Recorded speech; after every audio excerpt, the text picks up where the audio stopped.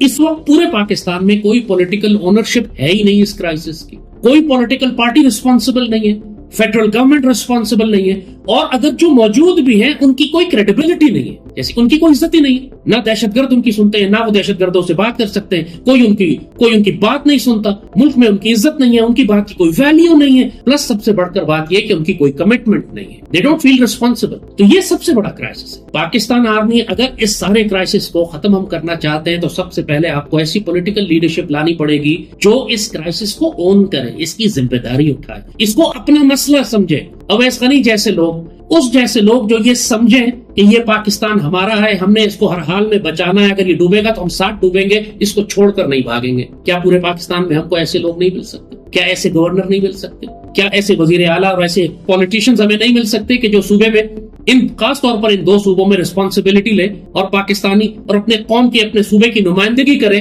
کہ جو ریاست پاکستان کی نمائندگی ہوتی ہے۔ اب بہت زیادہ تفصیل میں نہیں جاؤں گا کہ اس کو کیسے اچیو کرنا ہے، یہ کام فوج کو معلوم ہے، یہ کام ریاست کے اداروں کو معلوم ہوتا ہے کیسے کرنا۔ آپ کو میں صرف پرابلم آئیڈینٹیفائی کر کے بتا رہا ہوں۔ میں اس تھریٹ انالیسس اینڈ آئیڈینٹیفیکیشن، آپ سولوشن تو اس وقت دیں گے نا جب آپ پراپرلی ایک دفعہ تھریٹ انالیسس کریں گے کہ مسئلہ ہے کہاں۔ مسئلہ یہ ہے آپ کا کہ آپ کے پاس وہ پولیٹیکل لیڈرشپ ہی نہیں ہے کہ جو اتنی بڑی جنگ میں آپ کو لیڈرشپ دے سکے۔ ساری رسپانسبلٹی پھر کور کمانڈر اور ڈویژنل کمانڈر اور فوج کے اوپر آ جاتی ہے، اور ظاہر ہے پھر وہ گھبراتے ہیں آپریشن کرتے ہوئے، کیونکہ اگر سویلین کیجوالٹیز ہوتی ہیں اور لوگ طوفان کھڑا کر دیتے ہیں تو پھر فوج کو وہ طوفان بھگتنا پڑتا ہے، کیونکہ پولیٹیکل لیڈرشپ پیچھے سے غائب ہو چکی ہوتی ہے۔ کوئی ہوتی ہی نہیں جو کھڑی ہو کر کہے کہ تم لوگوں نے جہنم کے کتوں کو اپنے گاؤں میں جگہ کیوں دی تھی اور انہوں نے وہاں سے فوج پر فائر کیوں کیا تھا اور فوج نے جوابی فائر کیا اور کیجوالٹیز ہوئی، تو پھر اس میں فوج کا قصور ہے یا تم لوگوں کا کہ جو پیسے لیتے ہو جہنم کے کتوں سے اور ان کو جگہ دیتے ہو اپنے گھروں میں؟ لیکن یہ بات کرنے کے لیے آپ کو کوئی چیف منسٹر چاہیے، کوئی گورنر چاہیے جو جرگہ بلائے، سب کو بلا کے بٹھا کر ان کو بات کرے، یہ فیصلہ کرے کہ اگر کسی نے پناہ دی کسی گاؤں نے جہنم کے کتوں کو تو پھر ہم پورا گاؤں تباہ کریں گے۔